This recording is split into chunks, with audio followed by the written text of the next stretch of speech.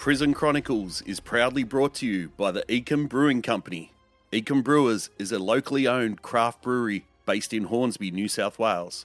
And for a limited time, Eacombe has put out a special edition beer, the Prison Chronicles Long Bay Lager. So support the podcast and a local Aussie brewer. Go to eacombebrewing.com.au to order or visit the brewery on Fridays and Saturdays. eacombebrewing.com.au. Beer you love, made by lovers of beer. Welcome to Prison Chronicles, a podcast that tells the real stories of what happens behind the walls of Australian prisons.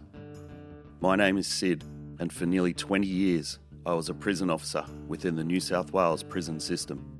In that time, I saw the worst things imaginable: violence, death, suicides, murders, and I had to deal with people on a daily basis that society has deemed too dangerous to be walking the streets. In recent years, true crime podcasts have taken the world by storm. Most tell the stories of the horrific crimes committed by evil people and how they were caught and brought to justice. But for prison officers, that is just the start of the story. Society forgets about the likes of Ivan Milat, the Anita Cobby murderers, or serial killers like John Wayne Glover, because they are safely put behind bars.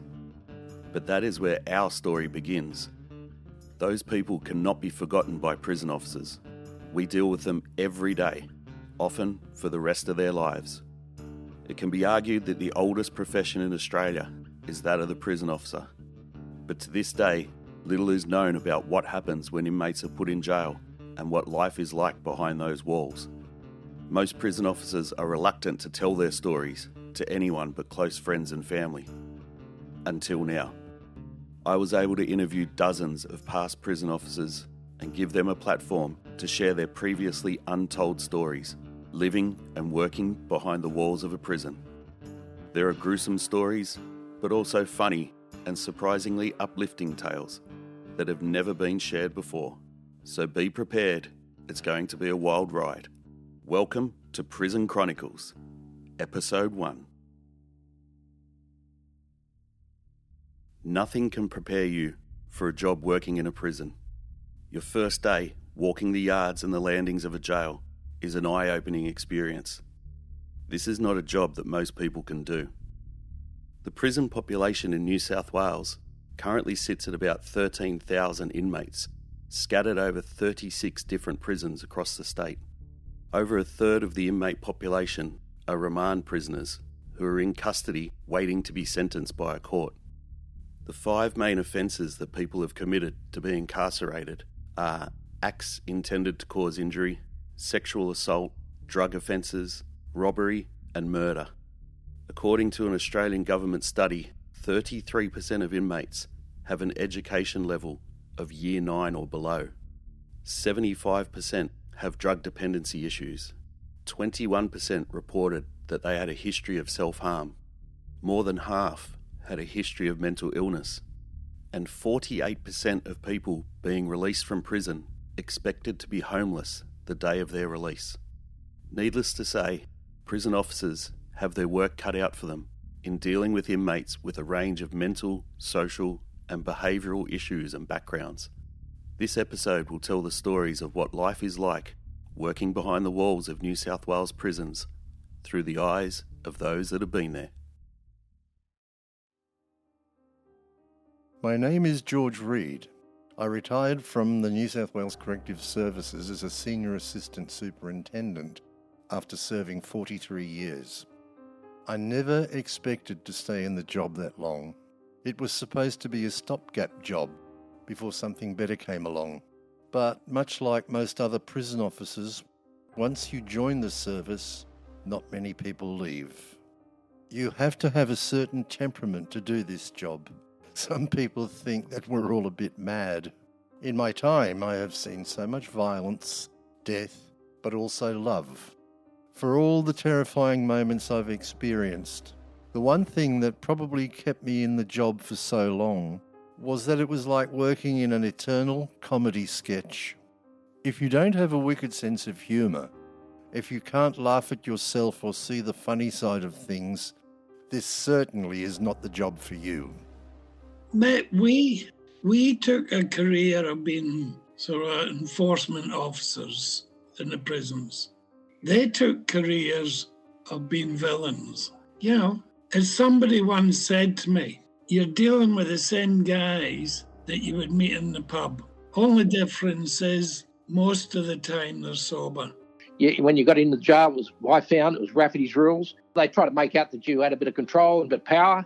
Yeah, I think the crims were basically adults with a child's brain, and they run around mad.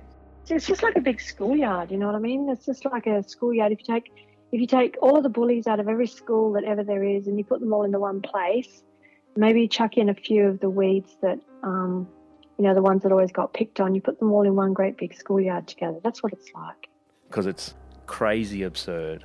It's beyond your belief at times. And then at the same time, it's so chill and relaxing. So unless you can manage that swing from calm to chaos and go back to calm, you won't last in that situation. No 2 days are the same in a prison. You never know what's going to happen next. But it's not always action. You can have a quiet shift where nothing happens and you are absolutely bored out of your brain. And the longer you're in the job, the more you realise those boring shifts are the ones you want. My first day, I started up in G Block in the MRRC. Within 20 minutes of let go, we had the first stabbing straight into the neck with an 8-inch blade. So he was taken off to hospital. He went, and it was time for the oval. And I was standing out in the oval, and somebody yelled me name from one of the other yards. It was actually a bloke I went to school with in Newcastle. He was locked up. So we're having a chat through the fence, and this bloke behind me, Grim, he kept annoying me. Hey, Chief. I was like, mate, shut the fuck up. Can't you see I'm talking? I turned around, and here's this bloke with a full-length file straight through his neck, looking like Frankenstein. He said to me, I think I need to go to the clinic, Chief. I said, Jesus Christ, mate. I said, you're a fucking brain surgeon. Well, I started at MRRC. My first ever shift, it was a night watch, like a B watch, and no idea what to expect, no idea what it was like. And when I saw how relaxed it was, how chill everybody was, I was like, I don't know why I'd hyped this up so much, but I think it was 2 days later, I did my first shift. It was Darcy 1, MRRC, and that was a game changer. I'd never seen anything like it. I can still remember what it smells like. We had sweepers that would clean, we had actual cleaners that would come in and clean, but the smell would never go away, and it was just hell on earth. It was probably 2 or 3 weeks of working there before I got accustomed to the smell. Years and years of blood, vomit, sweat, bodily fluids, and it just ooze out of these people. And I couldn't eat my lunch. That's how bad it was. I was in my very first week in the job, and I'm sitting at home watching a true crime show with my wife, and they were talking about this double murderer, and they said the main suspect was Thomas Keir, and a picture of him comes up on the screen. And I turned to my wife and I said, I know him. He's my sweeper. He made me a coffee this morning. And she's like, are you serious? Don't be taking a coffee from that bloke. But that's just what the job is. You live and work with these inmates, and it's just totally bizarre sometimes. It's not a normal job at all. Some of the things that you would see the first few weeks of being an officer, you'd come home and you'd tell your partner, you go, oh, this happened, or, oh, you wouldn't believe what this happened. And they would go, oh, like, that's unbelievable. But they couldn't picture it. They weren't there. They didn't smell it. They didn't see it. They didn't feel it. If you witness horrific self-harms, or you're part of a use of force, or you see a celebrity inmate that was infamous on the news that day, until you've seen it face to face, you don't know how you react to it. Prisons are run on a strict routine where everything is controlled, even for the officers. Prison officers are assigned posts for the day, and there are strict instructions on where they have to be and what they have to do at all times. And every aspect of the inmate's life is strictly controlled.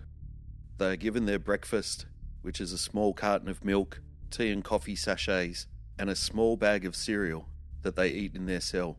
They get a couple of sandwiches and a piece of fruit for lunch, and at 3 p.m, they get their preheated meal for dinner. They have to line up for muster 3 times a day, and they're only out of their cell for 7 hours a day, if they're lucky. Everything they need or want is under the control of the prison officers. You have to understand, if you are a prisoner, every part of your day is controlled. When you get out of your cell, when you eat, what you eat, your phone calls, your visits, everything is controlled by the officers. So the inmates and the officers have to get along, or else the system breaks down. We know the inmates that we deal with on a daily basis very, very well. And in fact, many of the inmates will confide their deepest secrets and fears to us. We actually know the inmates much better than their family does. As an officer, you must absolve yourself from being judgmental or being opinionated on matters that inmates have been found guilty of or are undergoing trial for. The inmates are in prison as punishment. It's not the role of the prison officers to punish them any further, even though you may feel like it sometimes. You will see justice and injustice. However, you must never ever apply your own justice, even when every single fibre in your body is screaming at you to do so. You must never cross that line. You must be impartial, empathetic, vigilant, firm, streetwise, and above all, absolutely committed to the safety of your fellow officer. Inside the walls, you can't explain life, or you can't, unless you've been a screw or you've been an inmate, you can't describe it to people that they can't relate to it. So it's very hard in that aspect where you become institutionalised as an officer, because what you see, what you do is unheard of to most people. They think it's like a TV show, and it's really not. The role is not in the remotest sense anything like the movies or newspapers would have you believe. I can't think of a single movie that has ever shown the prison officer as a good guy. We are always portrayed as cruel thugs or executioners. Unfortunately, that's the public's ingrained perception of us. The media call us warders, wardens, or guards. We despise these terms. The worst thing you can call a prison officer is a guard. This job isn't simply guarding inmates. We are 3 things at once: custodian, disciplinarian, and carer. You have policies and procedures that they tell you that this is what you have to do with it. They don't mean shit. You have to wing it. As a prison officer, you're not responding to one thing as one person. You have to respond as a mother, as a security guard, as someone that's just an arsehole. You have to be the nice guy. You have to be the bad guy. You have to be their friend. You have to care. You have to not care. You have to talk shit with an inmate for hours to calm him down. You have to be a nurse. You have to be a firefighter. You have to be their paramedic. That's not dictated by us. You just have to react to it. There would be certain people that would be good in some situations and would be horrendous at others. And that cycle, I don't think you'd learn anywhere else but being a prison officer. In general day-to-day jail life, prisoners will call prison officers chief to their face and refer to them as screws behind their back. The term screw is not an insult to prison officers. We refer to ourselves as screws. The term has been used in jails for hundreds of years and was probably adopted in Australia, as when convicts were chained together, they could only be unlocked when an officer would unscrew their shackles. When padlocks and traditional keys became the main tool for jailers, officers were often referred to as turnkeys. But the old school term of screws, whilst probably meant as an insult, has been adopted by prison officers as a badge of honour. Friendly prisoners call us boss, chief, or even by our first names. Angry prisoners call us dogs, screws, screw dogs, fucking maggots, or blue-coated pricks. But nevertheless, I must say we appreciate these endearing terms of affection far more than the guard, warden, or warder labels. One thing that people don't realise is that prison officers do not carry weapons of any kind. When you're patrolling the yards and landings, there's generally 2 officers monitoring about 150 inmates, so the odds are always stacked against you. Inmates could easily overpower an officer and take any weapons from them. In days gone by, officers did carry batons, but nowadays, towers on the perimeter walls are armed, but on the ground, officers are unarmed and vulnerable to attack from prisoners. Correctional officers do not carry weapons of any description while working within a facility. Some prisons have towers that are armed, but on the ground officers do not carry any weapons, as inmates could easily get hold of them. So, all you have as a prison officer is a duress alarm on your belt to alert the other officers that you may be in trouble, an AIDS pouch on your belt that has some band-aids and some bleach if you come in contact with blood, and that's it. Your job is basically waiting for the worst case scenario to occur. 1 minute you're talking to your mate, watching the inmates in the yard, and the next minute all hell is broken loose. Inmates are fighting, there could be weapons involved, and you're running into the yard with no weapons, no idea what you're going to do, or how you're going to get out of this shit. You hit your duress alarm and hope that backup arrives shortly. All of a sudden you're facing off with violent, agitated inmates, and you just got to have a crack, throw some punches, and see what happens, and hope it all works out. I worked within the walls of these prisons armed with the only weapons available to me, and that was my conversational and negotiation skills, respect and quick wits.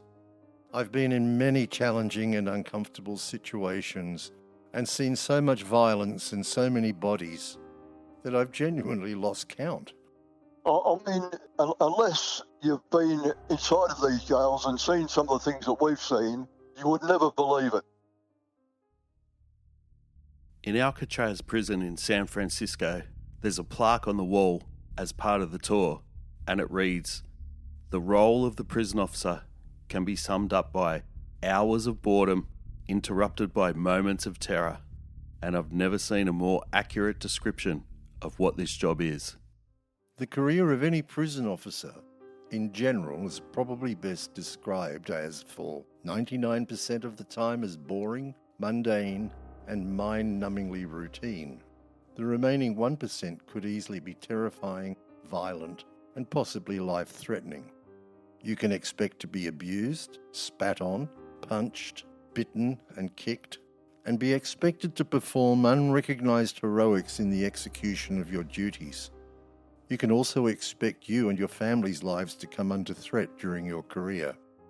Sometimes all the above on the same day, or even possibly in the same incident. I can tell you doing this job will change your whole philosophy on life. I started in a female prison. I was there for about 4 years, I think, and then I went to max security male. One of the benefits of the job that it's been for me is that it's just, you have to develop self-confidence. You have to develop just a sort of an inner sense of strength, because there isn't anything to hold on to. There's nothing to hold on to when you get there, because every part of your emotional reactions gets tested. Like my brother, he's always been my big brother, like, oh, you know, you do as I say and I'm in control of you. And the other day, he continually decides to call me arrogant, but also childish. And he's just having a go at me. He's a bit of an ass. But anyway, I realised that I think my brother used to be able to press my buttons and I didn't even know. But nowadays he can't, and it drives him nuts. One of the strange things that I've noticed in reflection is that within the first 12 months of your service, you will fall into routines that you never ever believed existed, and you will start to look at things somewhat differently. You will be enduring post-traumatic stress disorder, but you will not have a clue it is happening to you. The longer you stay, the worse it gets. One of the strange things about this job is that it's all-encompassing. It floats down onto your shoulders like snowdrops, but each one adds a little bit of weight to your shoulders. You will see so many deaths, so many serious stabbings, so many bizarre incidents. And in the end, you will get to the point where when you're sitting on duty, you will wonder, what's going to happen next? And that stress just builds up and builds up and builds up. It's quite common to hear when someone leaves the job that they say, "It felt like a giant weight was taken off my shoulders." I've had a bit more to do with people outside of prison lately, just like normal people. And I sort of started to think, gosh, is retirement possible? Will I ever be the same? Is this like, how's my attitude? Like, how do I look at people? I know sometimes when I'm in my house and there's a bit of a noise outside, I've noticed that I get a real zap inside. If I hear a loud noise, I just get a physical, like a zap inside of might go up my spine, or I can feel it in my head, and it's a very physical reaction. And I've started noticing it in the last few months that my body responds to a loud noise.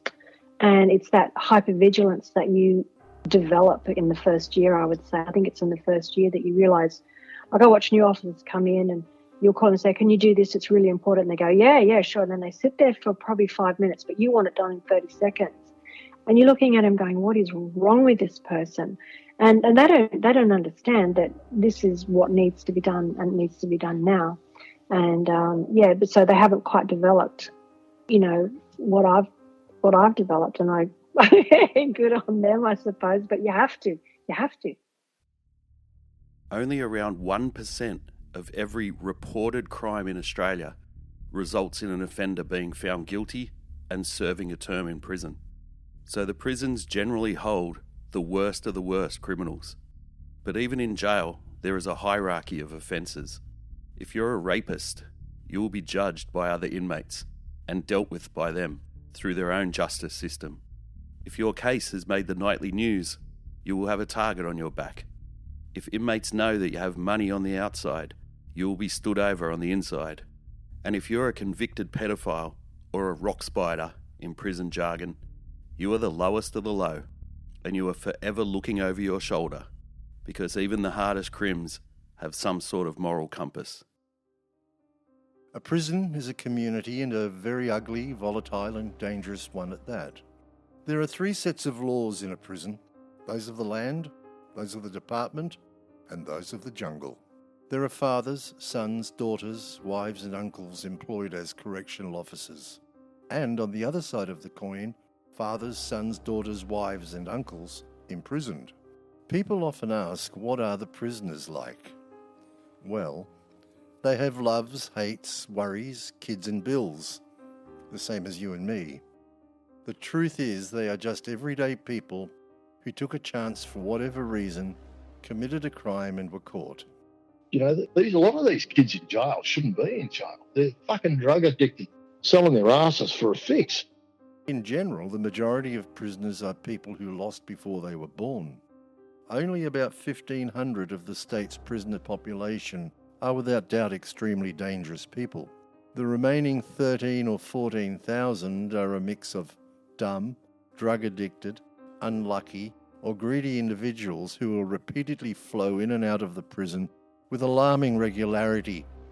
Most are trapped in a crime cycle imposed upon them by the misfortune to have been born into, in most cases, a dysfunctional criminal family.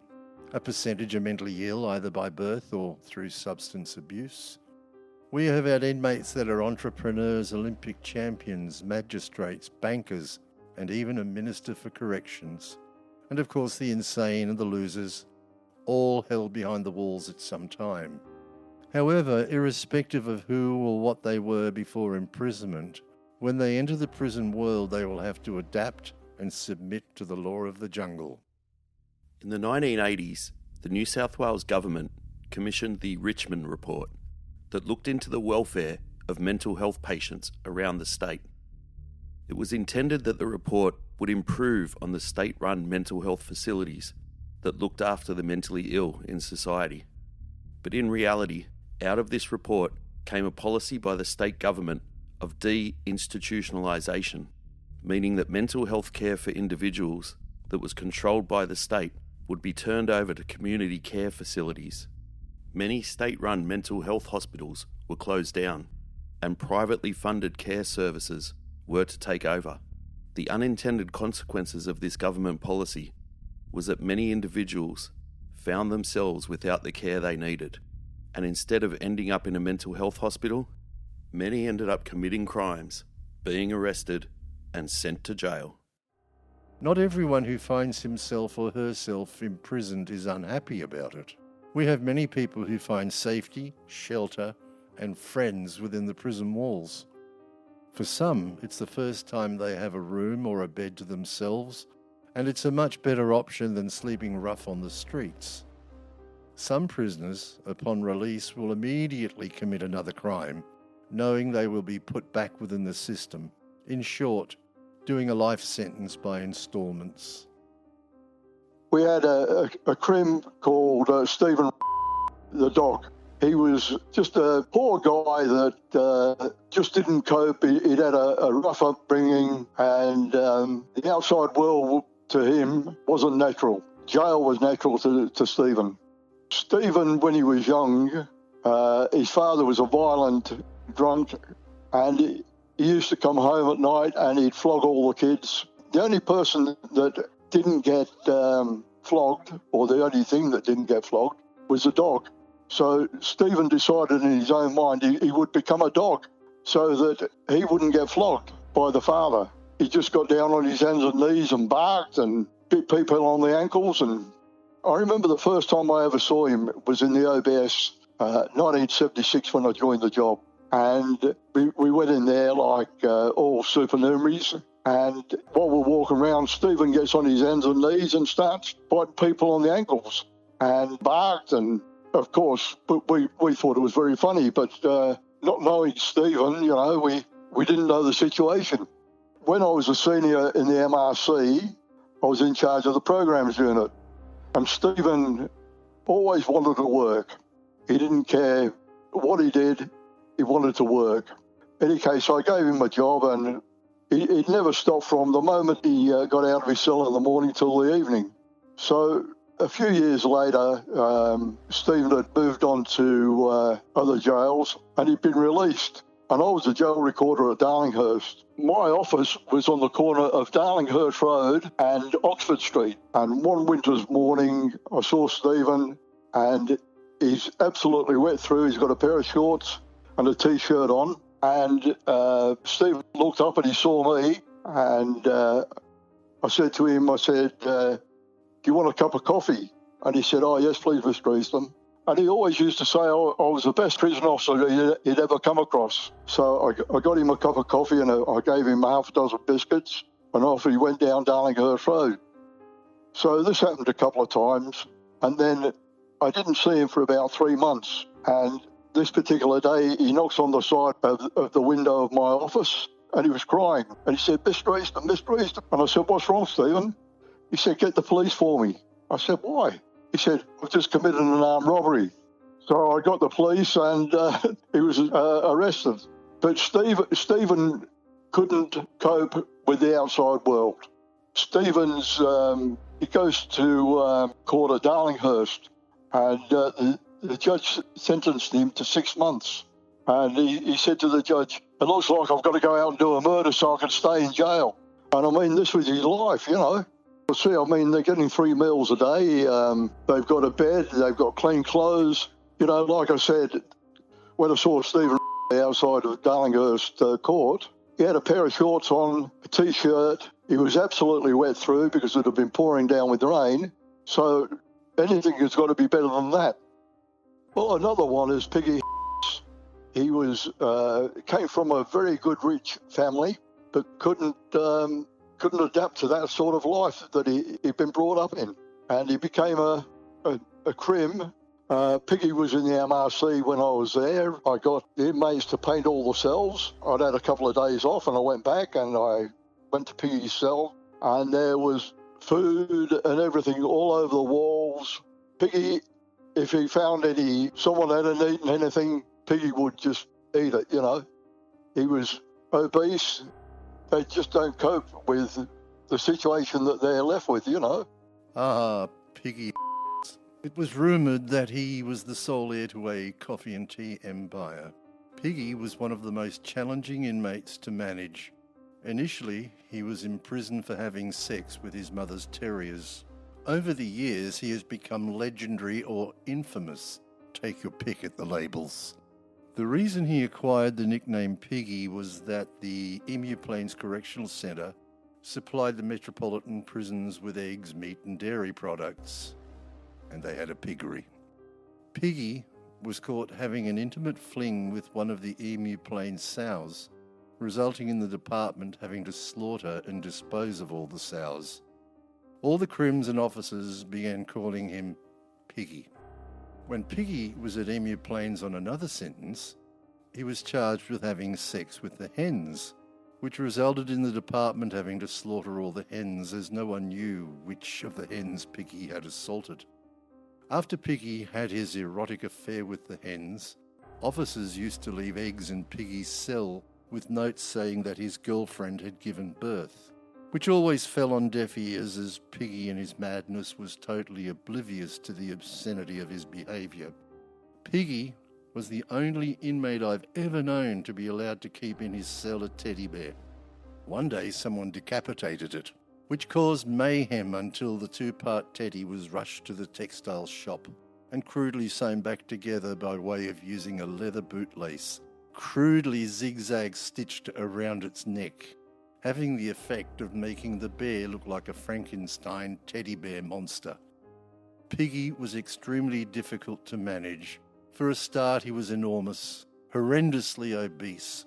His favourite drink was a tub of margarine warmed up in the microwave till it became liquid. He drank several of these per day. If Piggy couldn't get his way, he indulged in the art form known as bronzing up. It involves covering yourself from head to toe in faeces, and if that doesn't work, paint the cell walls, floor and ceiling with it. And surprisingly, this happens way more than you'd like to think. Piggy was not the only prisoner to indulge in this behaviour. Quite a few do. We once had a man who believed he was the reincarnation of Adolf Hitler. He decorated the walls of his cell with a massive Nazi swastika and a German eagle, all in faeces. Now this is the sort of shit we have to put up with on a daily basis. I tell you, I don't miss it. I've seen more blood and shit and bronzing up than you're ever supposed to see. We've been so exposed to all the self-harm and all the other shit over the years, and things that are just not natural to look at. You shouldn't be exposed to this stuff once, but we see it multiple times. But that's just what happens in the job. Prison Chronicles is proudly brought to you by the Eacom Brewing Company. Eacom Brewers is a locally owned craft brewery based in Hornsby, New South Wales. And for a limited time, Eacom has put out a special edition beer, the Prison Chronicles Long Bay Lager. So support the podcast and a local Aussie brewer. Go to eacombrewing.com.au to order or visit the brewery on Fridays and Saturdays. eacombrewing.com.au. Beer you love, made by lovers of beer. Want more from Prison Chronicles? Subscribe now for bonus episodes, exclusive behind-the-scenes photos, and gripping stories about prison life that weren't included in the series. Visit patreon.com/Prison Chronicles podcast and immerse yourself in the full experience today. On the next episode of Prison Chronicles, Maitland Jail was notorious for its tough regime. If you were a crim and you played up in a Sydney jail, you were sent to Maitland Jail to adjust your behaviour or face the consequences. It was your last chance. Behave or be flogged. Continue to misbehave and you'd be sent to the horrors of Grafton Jail. Stay tuned for more Prison Chronicles.